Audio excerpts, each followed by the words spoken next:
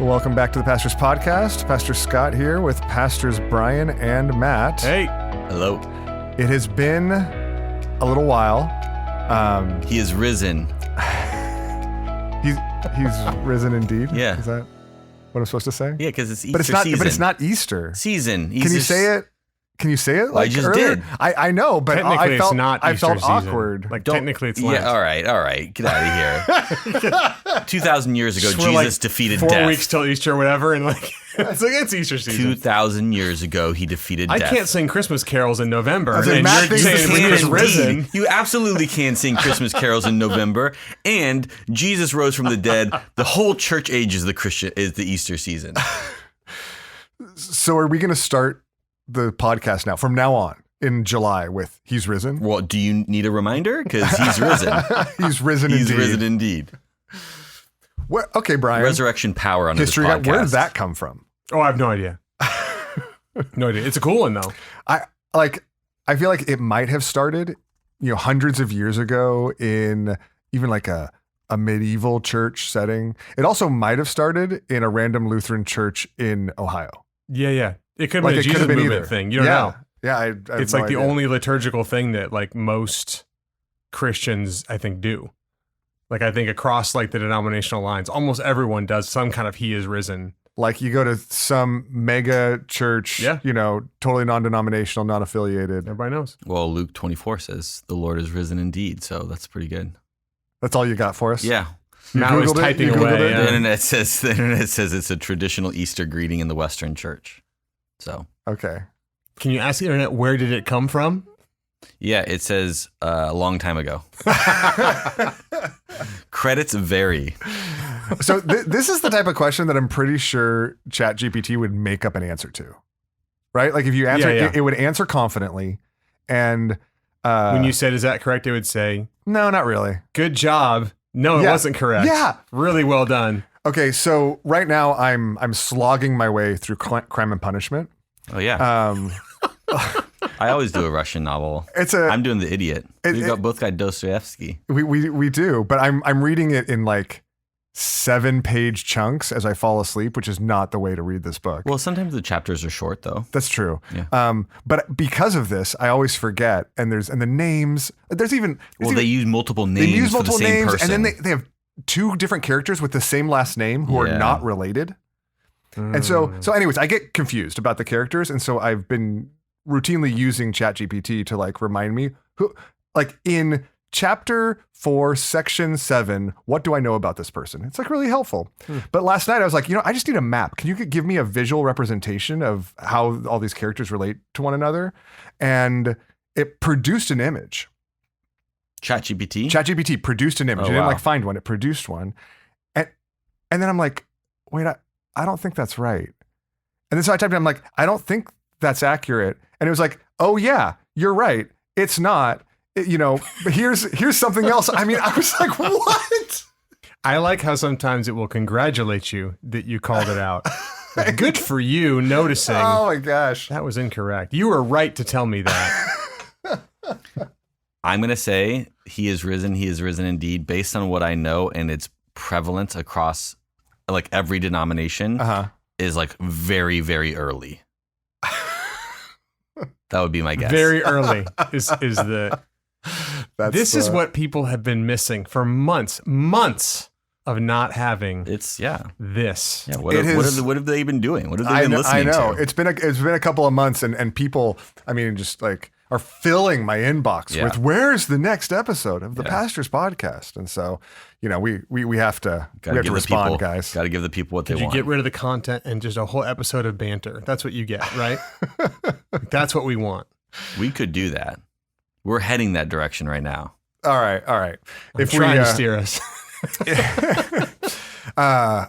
Okay, so your greeting, Matt, Yeah. is in reference to the fact that it is Lent in preparation for Easter and the Easter season. Yeah. Is it Easter season, Brian? Yeah. How long is it? I mean, the Christmas season is only like 12 days, I right? thought it was normal time. Christmas goes till Epiphany. Easter goes till Pentecost, I think. Oh, and then it's normal time. Ordinary time. Yeah. Is that a funny one? Ordinary time? Yeah. All right. So we're preparing for Easter, and thought it'd be helpful to just help us and our people prepare our hearts by talking about, in preparation, Holy Week. Holy Week can sometimes sneak up on you. I don't know if you guys, I mean, maybe as pastors, it does so less, but even as pastors, I think people all of a sudden it's like, oh, Easter's next Sunday. Oh, we're doing a service this Thursday. Because Lent is not as kind of culturally prevalent as Advent. I think it can tend to sneak up on us, and so it's helpful to think about a little bit longer season. Also, Easter's a movable feast, so it's not always the same time, you know. So because of Passover, so it's not the same weekend every year, you know. So it can sneak up on you. That's fair. I still don't understand. I mean, I've had it explained to me multiple times. I still don't understand how it ends up where it does, but that's something to do with the moon. It's the moon, yeah. Easter and the tides. Yeah. But what I want to do is, you just look up and then you're like, oh yeah, it's Easter. I mean, yeah. I still just Google it. Look at my calendar. So what I want to do is start by just walking through Easter week and talking about the different components of it. Maybe even starting with Palm Sunday. I mean, when you think about Palm Sunday is one of those, I don't know, not major holidays that we at least acknowledge, have some why is the celebration or the recognition of Palm Sunday important? I mean, the Holy Week is the kind of thing that showed up in the Christian life because that last week of Jesus' life was so significant. And so kind of commemorating it in a sense, walking through it again and again as Christians became something that was powerful and potent and enjoyable and rich and had a lot of depth and a lot of ways that it both instructs you and leads you to worship. And so Palm Sunday is sort of like the entrance into that. I mean, it's the entrance of Jesus into Jerusalem for the last week of his life, full of teaching, and eventually the Last Supper, and then crucifixion, and then resurrection. And so Palm Sunday becomes a way of recognizing and remembering that we too are entering into a unique celebration, a unique focus on Christ and worship. Unique not because you can't do it at other times of the year. I think it's kind of fun, like Matt's point, and he was being silly, but the idea that it's kind of always Easter, that's true. That's actually a very important thing to realize. We're always, in a sense, coming together on a Sunday because he's risen. That's the whole idea. But that's why it's Sunday. Yeah, there's a really I think poignant way of looking at that Holy Week, the last week of Jesus' life, and Palm Sunday as a way of saying, yes, but knowing that he's risen, let's look back and see what these things mean for us, how they can lead us to worship. And Palm Sunday becomes his entrance into Jerusalem, becomes kind of our entrance into Holy Week. And this is this emphasis or set apartness of that time is reflected in the gospel accounts themselves, right? In Matthew, Mark, and Luke, maybe 35% of the entire story of Jesus's life is about the last week of his life. In John, it's probably closer to 50%. The most biographies are not written that way, right? Most biographies don't spend so much time on the last week of somebody's life. Mostly it's what they've accomplished throughout their life.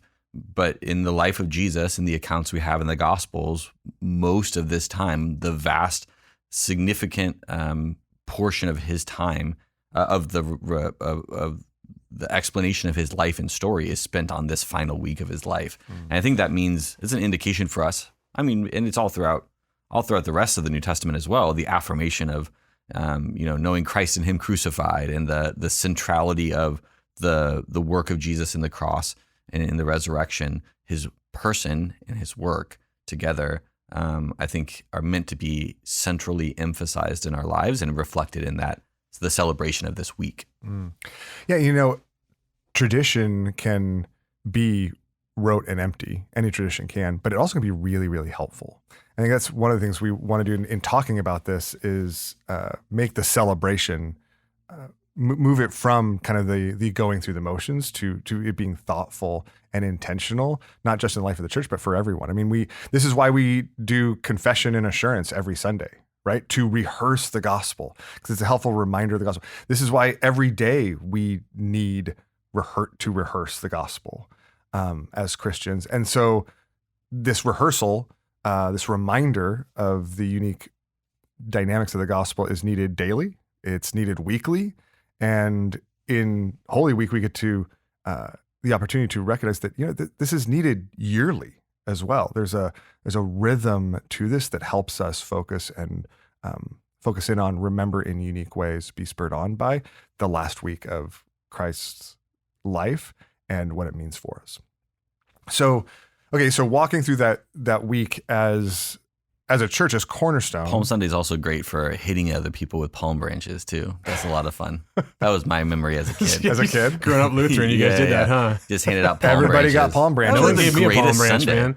No one even I mean, Easter egg hunts are great, but like hitting your sibling with a palm branch, that's and they kind of cut. Yeah, they look sharp. When you Yeah, you whip it just right. Oh yeah. Oh, yeah. great. The good times. Just in celebrating as Jesus wants us to. So at Cornerstone, we celebrate that week mainly through 3 different services: through Maundy Thursday, Good Friday, and then Easter Sunday. Let's start with Maundy Thursday. Probably, what's Maundy? Yeah, probably the least Maundate. familiar of them. Why is it special? Yeah, explain it. Okay, so the name is weird. Maundy is a weird name. It, believe it or not, is actually from Latin. I don't know if I'm pronouncing it, but mandate, which means command. Honestly, Maundy, it makes me think of like an 85-year-old guy sitting at a VFW hall in small town Kansas. It's like, that's Maundy over there, like that's what it sounds like. It's like a Somebody's guy? name, like a guy's name. That's what I think of. You don't think Monday? No, I don't think of Monday. I always It's think the of it as U. Monday, Thursday. Like it's the day that Monday, gets Thursday. two days. It just sounds like an old guy's name. That's what it sounds like to me. Maundy. Maundy, Yeah. like Tuesdays with Maury. Yeah, something like that. I don't know. Something like that from a different generation. Just move on. Yeah. So as I was saying, Mandate. yeah, it means command because in the accounts of Jesus and the Last Supper, one of the things he says is, "A new commandment I give you: love one another." And so that's where that name comes from. It kind of helps to know that because it is a weird word, and so understanding like, oh, that actually means like this is the time Jesus commanded us to love one another, is a really helpful kind of way of making it not weird and actually moving. But along with that, you do have him loving his disciples with the washing of the feet, and sharing the Passover meal with them, the Last Supper, where he talks about his death, resurrection, and where we get the Lord's Supper from, is that evening where he says, "This is my body broken for you. This is my blood shed for you." And then he goes on to actually shed blood for us and have his body broken for us. And so that evening becomes a pretty unique celebration, particularly for Christians. Not that the other ones aren't for Christians. It's all for Christians and for non-Christians as well. They're always welcome. But there's something really, I think, personally moving about getting together for the Lord's Supper, which is the kind of thing that Jesus does say, or that Paul says, this is something that's not for non-Christians. You're not trying to have someone act out something they don't believe in this sacrament. And so getting together the night that Jesus instituted the Lord's Supper and meditating on his coming sacrifice and celebrating the Lord's Supper is a really special time of looking forward to the next day, which is the crucifixion, and then Easter Sunday, which is the victory of the resurrection. I think there's something really profound about like that night, the imagery of Jesus washing the disciples' feet, the imagery of Jesus breaking the bread, pouring the cup. Like there's so much about that night that is rooted in his, Son of Man came not to be served, but to serve, to give his life as a ransom for many, the core of his work that he's about to do. That I think maybe it's the imagery that's so stark, the washing of the feet and the breaking of the bread, the pouring of the cup. Those images really just stick with me as something that draws me into worship and thinking about the work that he does. Okay, so that service is a special time for us to celebrate the Lord's Supper together. It's become also a really unique time here at Cornerstone and how we celebrate that Mhm. with the Taizé music. I mean, it's really unique among things we do.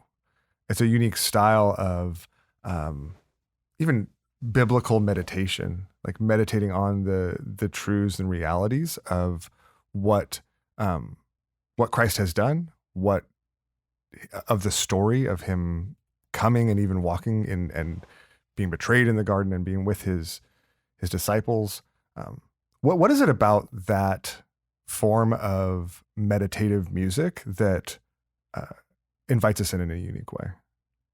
I mean, part of it's the content, which is weird because for those of you who haven't been to one of these, like, Taizé music is basically these short refrains, short phrases even, that are repeated basically over and over again at different kind of volumes, intensity levels. And the choir leads us in it, and it invites you into those phrases in a deeper way, right? You sort of like, you hear it once, like, oh yeah, sure. And then you hear it like the 10th time and you're like, huh. And you sort of like enter in a more meditative style. One of the things though is the content. Like, we forget, like, Maundy Thursday is the night of the Last Supper. It also is the night that Jesus goes out to Gethsemane. Like, a lot of things happen on that Thursday. And so the Taizé music actually takes you through a lot of what Jesus does, and puts you in various positions of it. Some of the songs are Jesus telling the disciples to basically stay awake and pray with me. And that's a really fascinating thing to sing over and over again when you know the story that they fell asleep.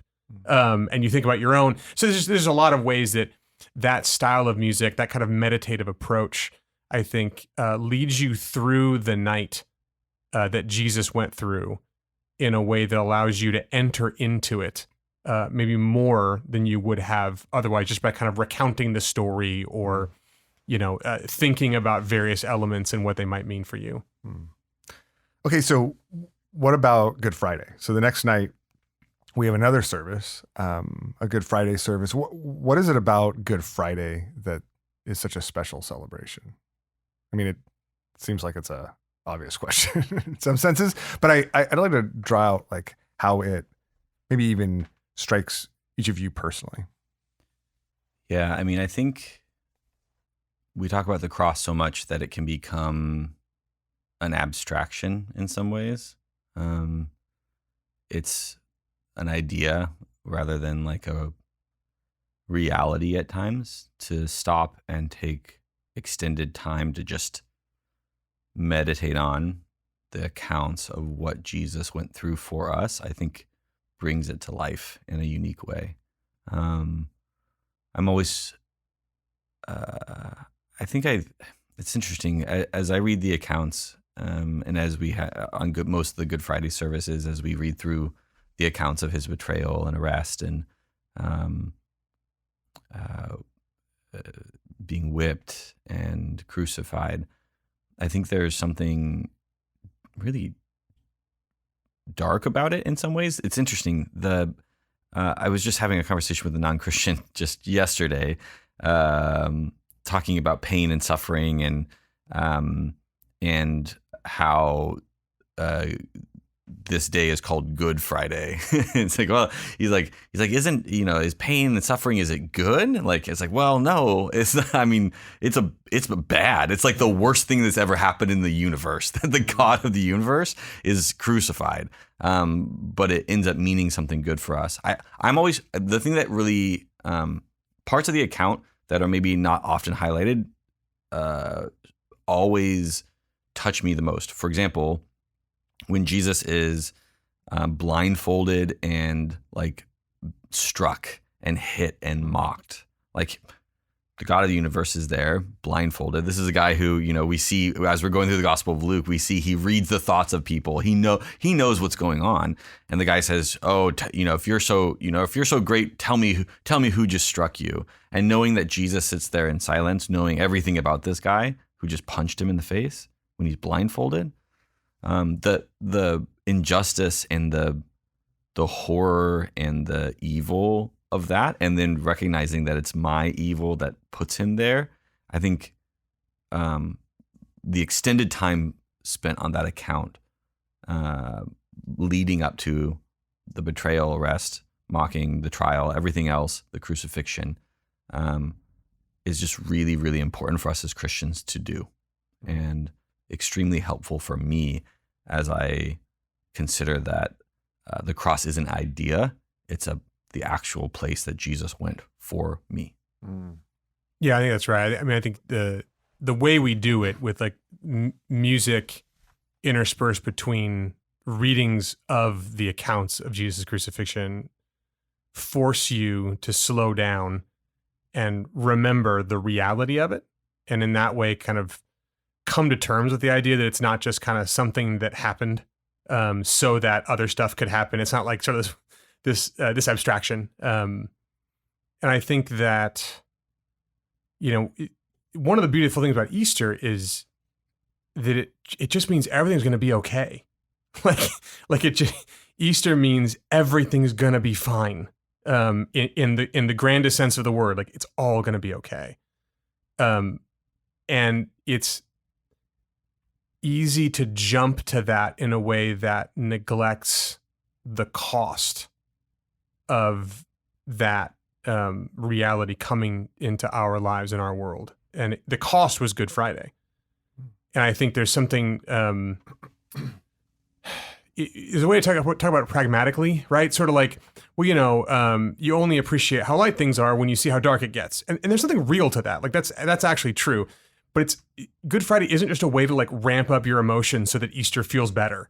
I think it actually is the road that shows you what it cost, what it meant, what had to actually happen to someone so beautiful and so righteous and so innocent. And that was what on that Sunday was going to mean that everything's going to be all right.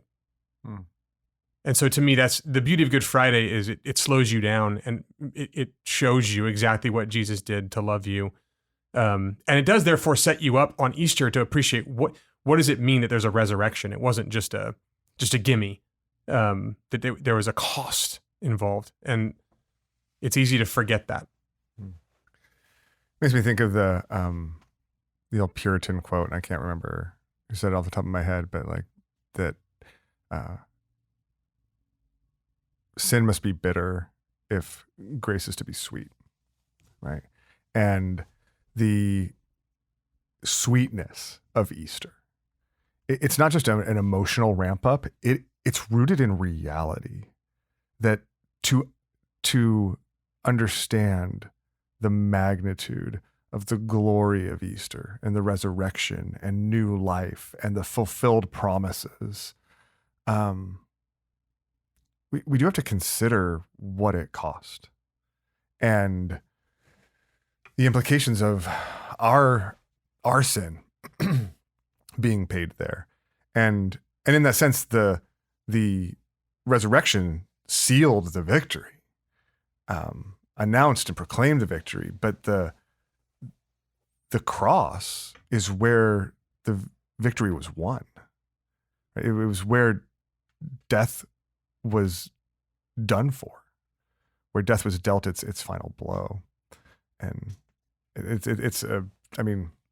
talk about a celebration, a Christian celebration. Like what it's at the very heart of all of it. Yeah. And I love, in general, that service, we don't tag on like a lot of, we say come back on Easter, but there's something really helpful about leaving that service like in quiet and letting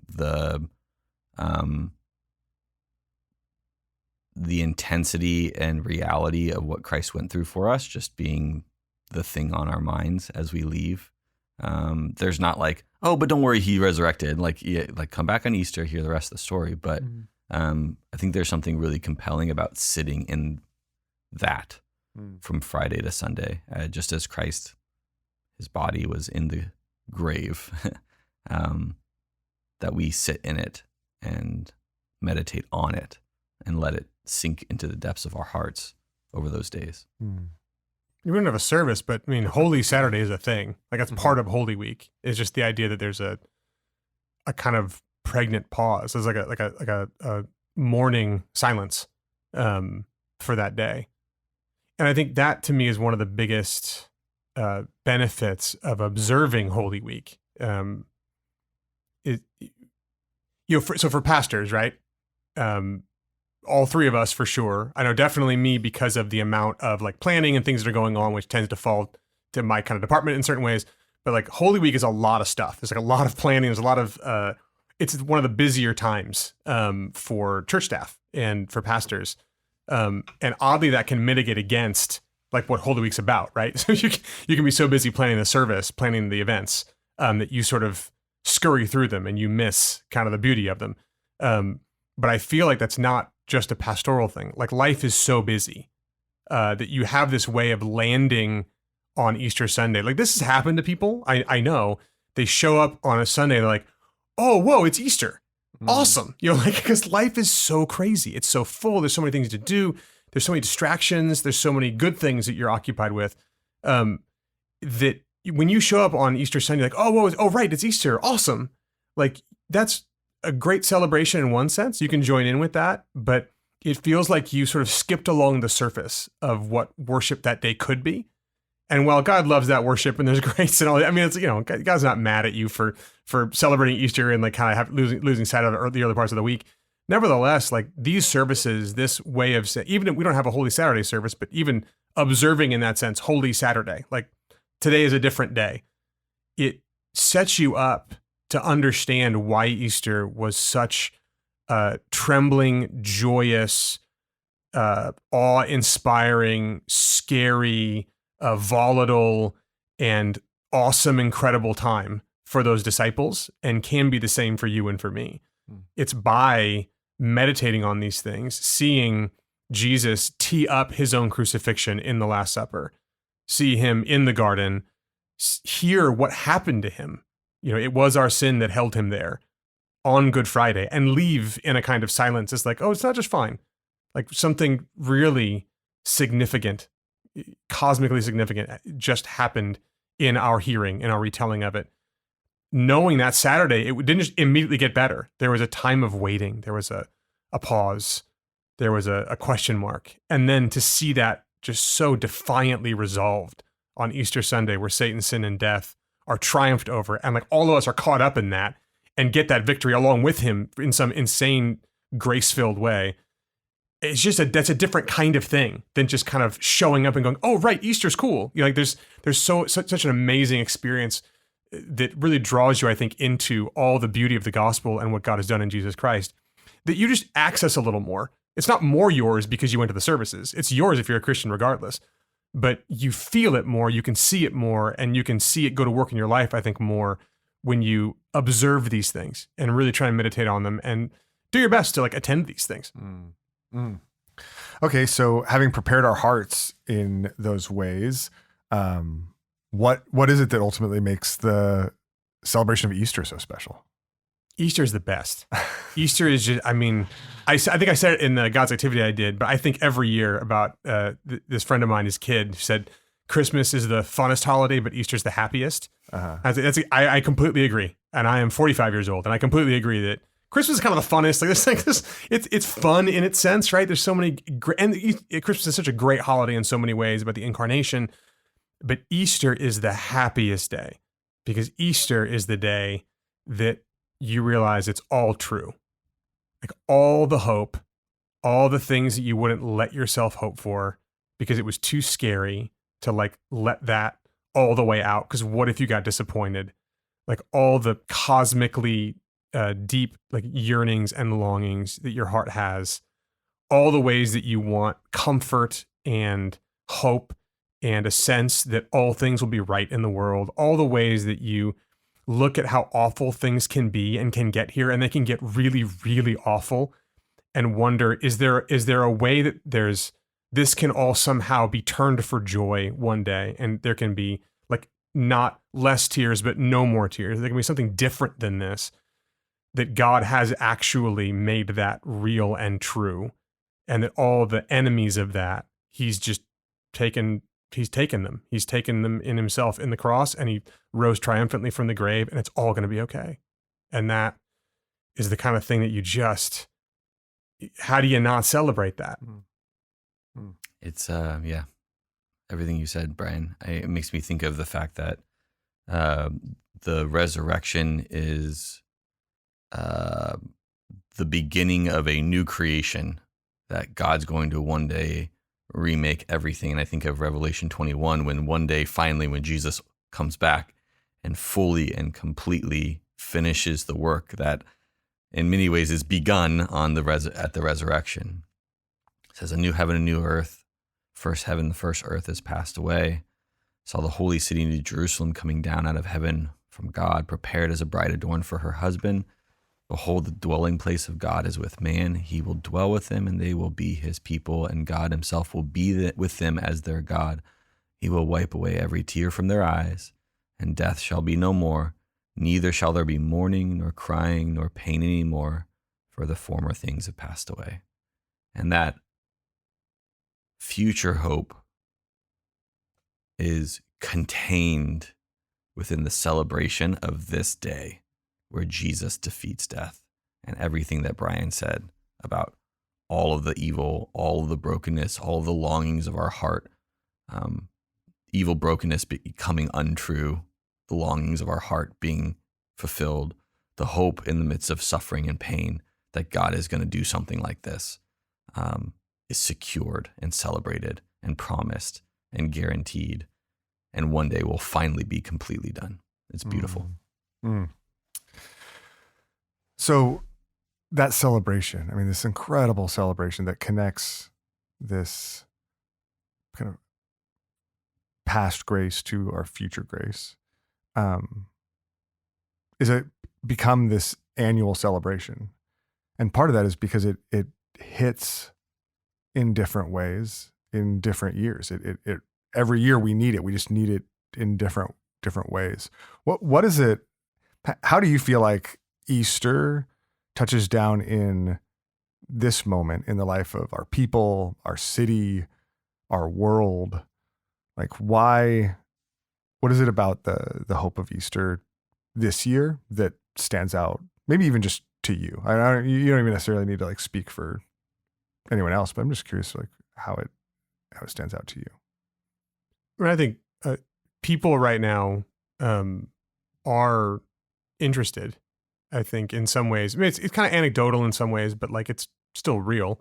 Those stories happened, and they're happening now, where people are interested in what religion and spirituality, and specifically like Christianity, Jesus Christ, has for them.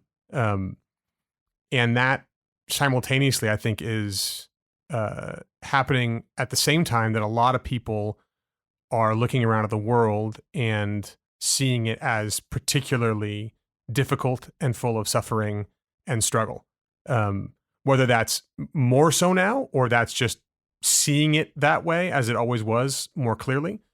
And so to me, Easter for a lot of people is, right, like this year is a time when they can see who Jesus is and what the resurrection is, how all of that what that means for the difficulty and darkness in the world. And I think that's, to me, one of the beautiful things about inviting someone to Easter is like, this is a great time to find how the longings of your heart that are not met by this world can be met by someone who made you to have them met by him.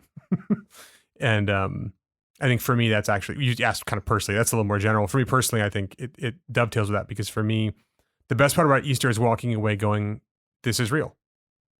Like, that's the best part to me about Easter, is the reminder that this isn't like an idea. This isn't a set of best practices. This isn't like a good set of morality or a nice way to live my life that keeps me a certain kind of person and helps me avoid bad things happening that are, under my control.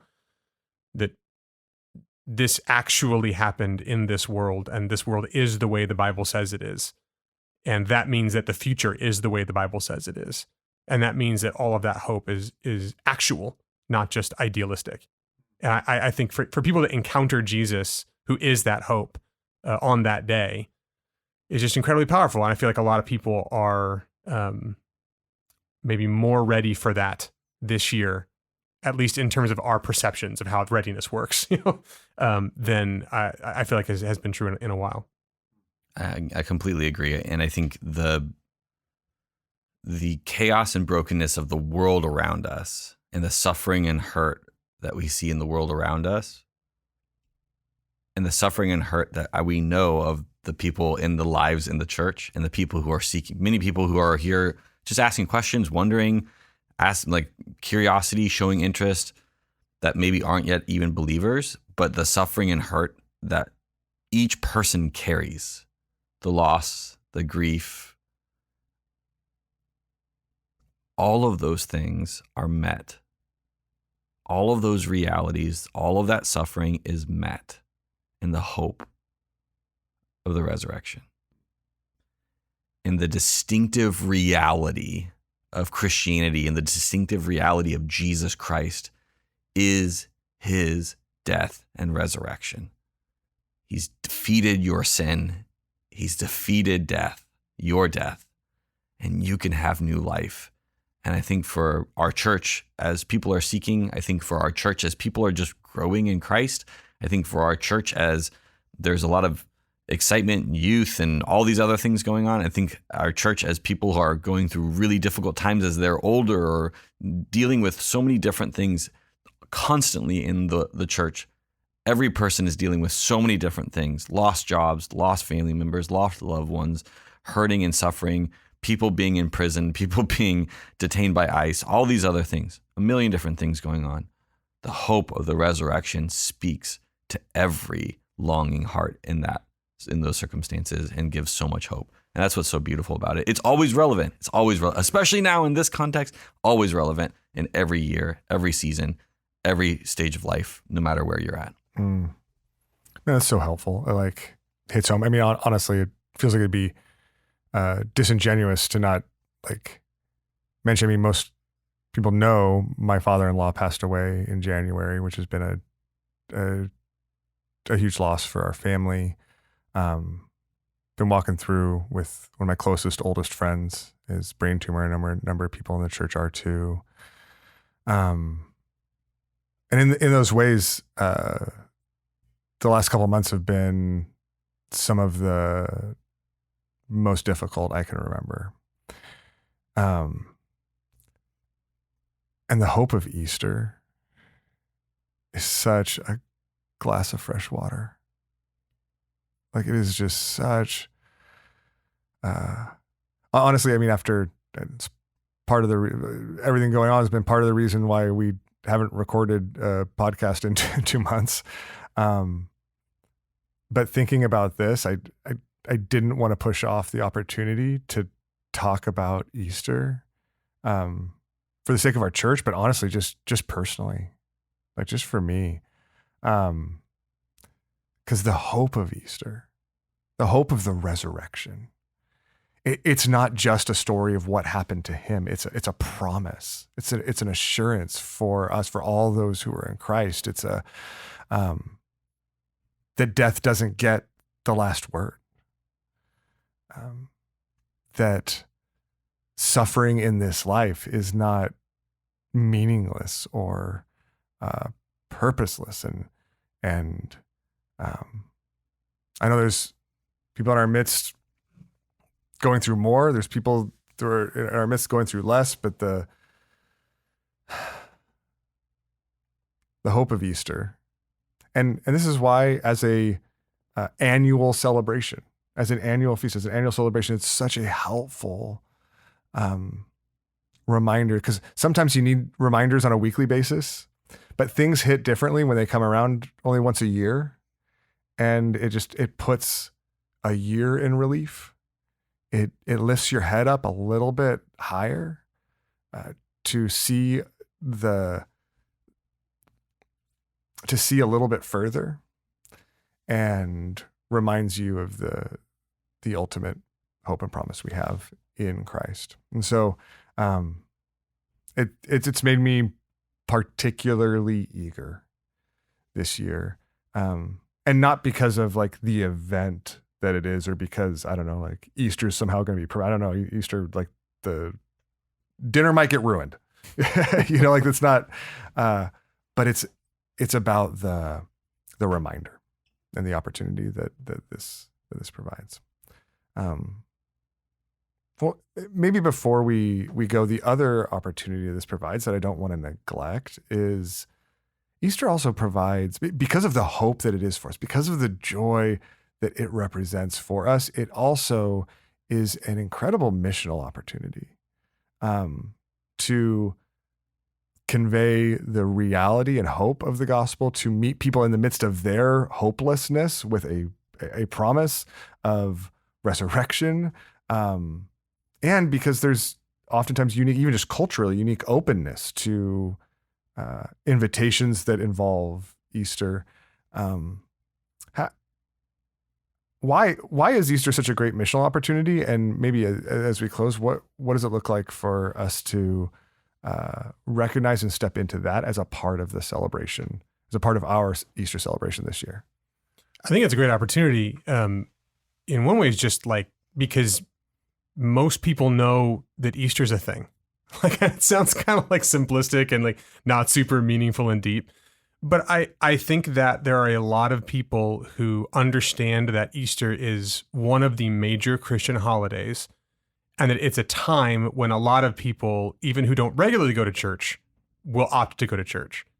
And so if you're going to invite someone to church, which you can do all year round, there's really no problem with that. And you'd be shocked how many people would be like, oh, I've thought about going to church, but no, I never really knew what to do. Or like, it's amazing how many people are actually very open to that invitation.